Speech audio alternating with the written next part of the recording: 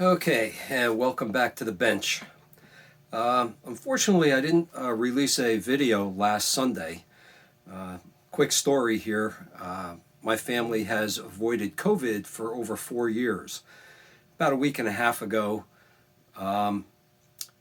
we all came down with COVID. We all tested positive. So obviously there was no video released last Sunday because my time was taken up helping my wife and daughter and dealing with COVID symptoms myself. So just getting back to the bench, I've done pretty much zero work on the TW 1000 Hallicrafters because of that. So today we're getting back into it. I'm going to do a little video. I spent some time in bed thinking of different things that I could do for videos, and I'm going to go over those in a little while, but just wanted to welcome everybody back and say I'm happy to be back at my bench, even though 7 days later I'm still testing positive for COVID. There's no fever any longer, and the majority of the symptoms have dissipated. So welcome back, and sorry for the delay on part 6, I believe this is going to be.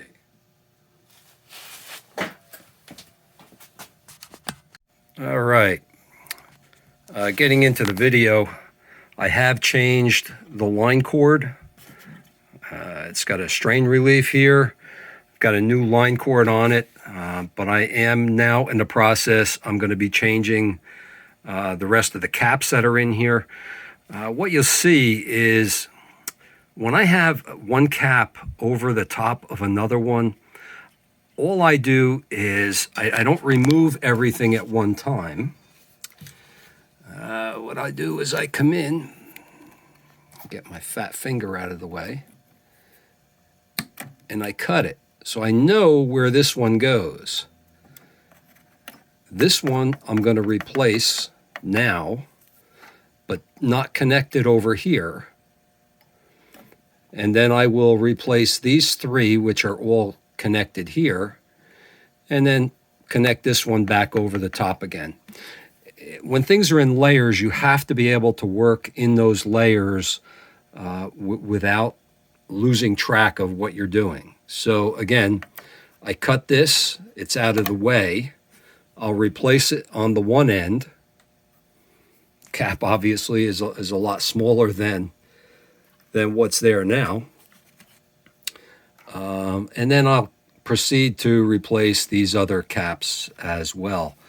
I do have some up here that have to be changed, and there's a couple resistors that I have to go back due to COVID. I can't find my paperwork and don't exactly remember which resistors they were, so I'm going to have to go back in and remeasure all the resistors to find the bad ones. But all right, so let's get into this. I'm going to pause and do some work. You don't need to see how I solder. My hands are shaking like a leaf because of probably the COVID, but again, I want to get this video out today, guys. Okay, so bringing you back in, I've now got these 3 capacitors changed.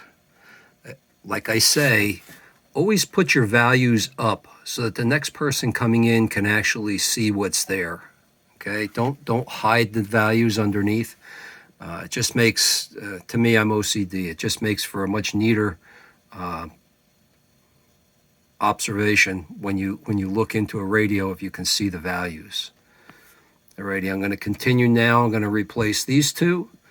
And then I will move back up here because I know I got a resistor up here that's got to be changed as well. So stand by and I'll bring you back in a little bit. Okay, so we're back. I felt it was time. I flipped the radio on its side so I could work on this a little bit differently. I've changed all of these capacitors down here. There is a, where was I working? I get back to where I was working. Deep down inside here, not this one, but there's a 1.2 meg resistor, similar to this one, that is 1.9. So I'm stopping here because right now I don't have the patience any further to get down into there today. But I felt it was time. I've replaced enough components that I need to get in and check it out, make sure that it's still working. We can see that Yep. Okay. the radio is still working, so I haven't done any irreparable damage in my mental state here. How happy is that song, though? He's So I'm happy to got a lot of reflection going on in that nice clean glass. But there's fluorescent lights and stuff down here as well. I'm in a basement.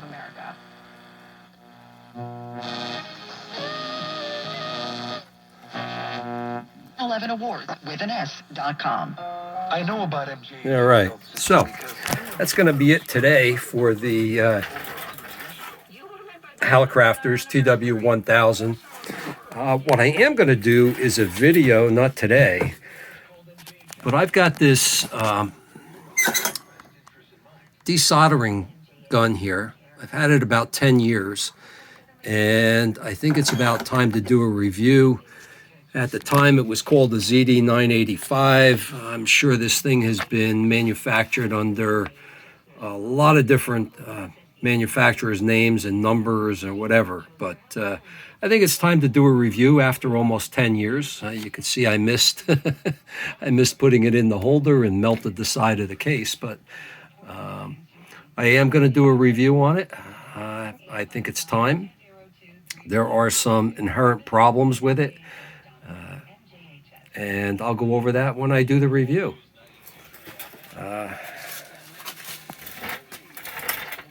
My Hakko, wherever you want to say it. This is my one and only iron, and it serves me well. So with that, guys, here's what's happening. The St. Pat's for All parade is welcoming everyone. Getting ready for St. Patrick's Day. 25th anniversary. Take care, guys. A lawsuit brought by NYU Langone against. Okay, so one of the things I want to add, and I've been thinking about doing this for a while, and since this was a short video, I've decided to add a little bit more into it. Look, if you love electronics and you want to get into it, don't just get a radio and start digging in and replacing components. Learn something about what you're going to be working on. Okay, so I'm a ham radio operator, but the ARRL handbook, you got electrical fundamentals. There are so much information in these books. Get a book and start learning electronics. Here's one. I actually printed it. It's called The Elements of Radio Servicing. Okay? In here is everything you need to know on radio servicing. Take some time and learn what you're doing, not just swapping components. Okay? It's important. Here's the second part of the book. I mean, this is a large book, hundreds of pages.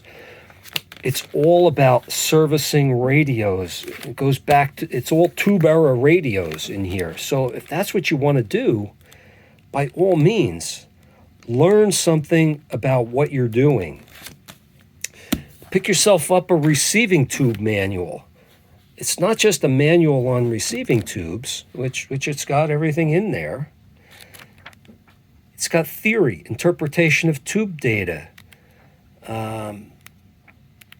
all about the tubes, circuit designs, electronics, things that you're going to need to know. Believe me, yeah, $1.25. Not in 2024, it's $1.25, but you can buy these on eBay. You can download different versions of them off the internet. Again, there are so many manuals and things that you can download off the internet.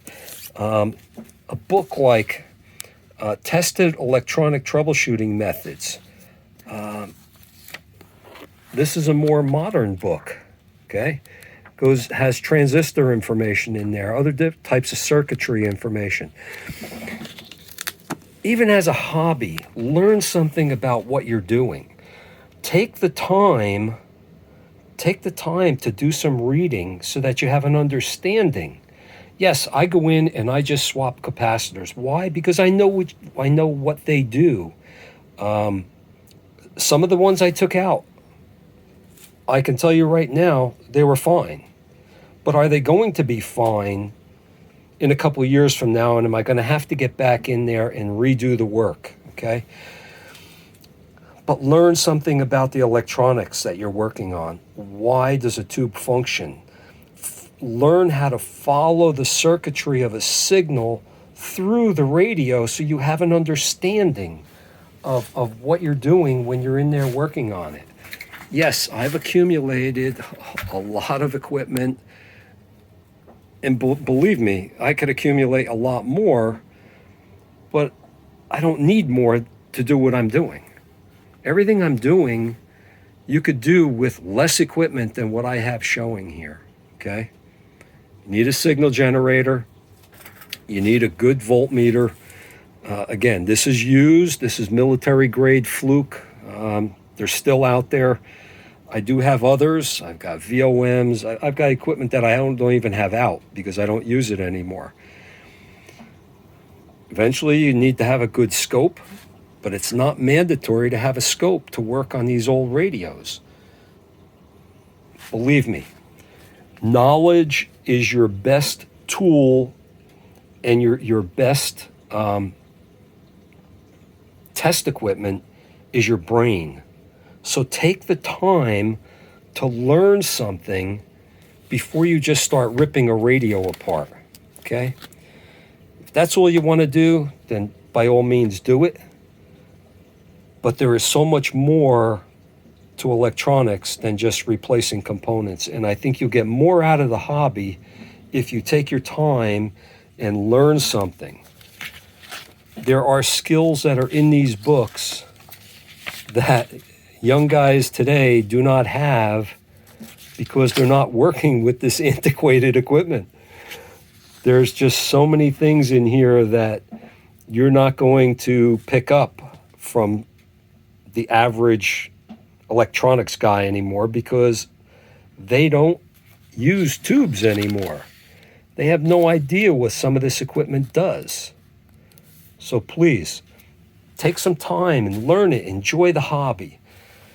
And again, I'll be back, but I just wanted to talk about this a little bit as I know